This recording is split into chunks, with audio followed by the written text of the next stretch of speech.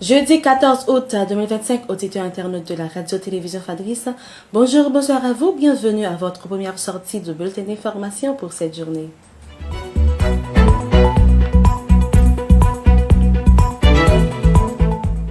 Une opération éclair de la police nationale d'Haïti PNH a permis de déjouer mercredi matin à Delma 33 une tentative de kidnapping à proximité de l'hôpital universitaire de la Paix.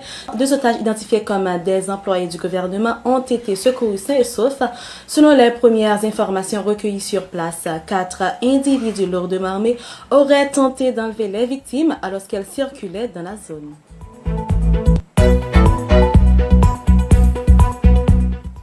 Un véhicule blindé de la PNH a été incendié et 2 policiers de l'unité Boyd ont été tués mardi soir lors d'une attaque armée à Kinskoff. L'incident, confirmé par le porte-parole adjoint de la PNH, Lionel Lazare, a également fait plusieurs blessés parmi les agents. Selon M. Lazare, l'engin blindé a été pris pour cible au cours d'une patrouille nocturne.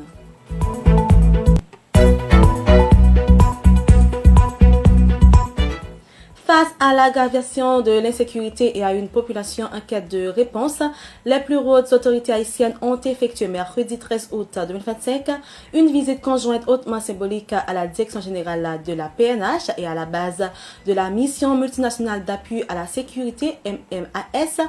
Le président du Conseil présidentiel de transition, Laurent Saint-Cyr, accompagné du conseiller président Leslie Voltaire et du premier ministre Alexandre Didier Fils-Aimé, a rencontré le directeur général de la PNH, André Jonas Vladimir Paraison, ainsi que le haut état-major de l'institution policière.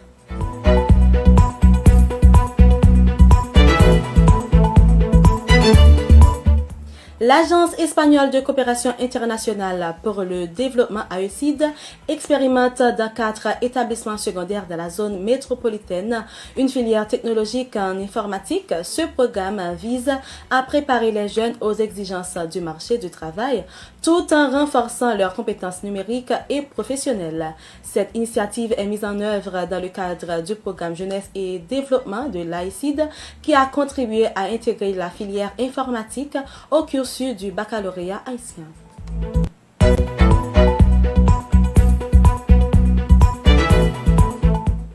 Conviction pour changement CPC, une nouvelle structure politique, a présenté hier 13 août 2025 à l'hôtel Kinam de Pétionville un nouveau plan de sortie de crise pour Haïti. Cette organisation est représentée par Maître Caleb Jean-Baptiste, Luc Désir, Madame Rebecca Poto ainsi que plusieurs militants politiques.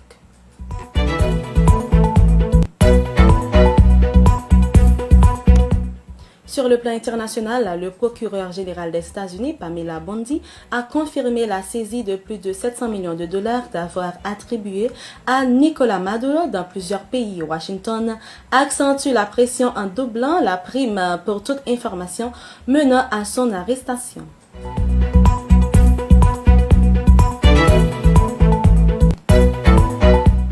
Au Pérou, le juge Georges Chavez a ordonné la détention provisoire pour 5 mois de l'ex-président Martin Vizcarra, le considérant comme un risque de fuite. L'ancien chef d'État est accusé d'avoir accepté des pots de vin lorsqu'il était gouverneur de la région de Moquegua il y a 11 ans. Cette décision fait suite à l'insistance du ministère public après le rejet d'une demande similaire en juin.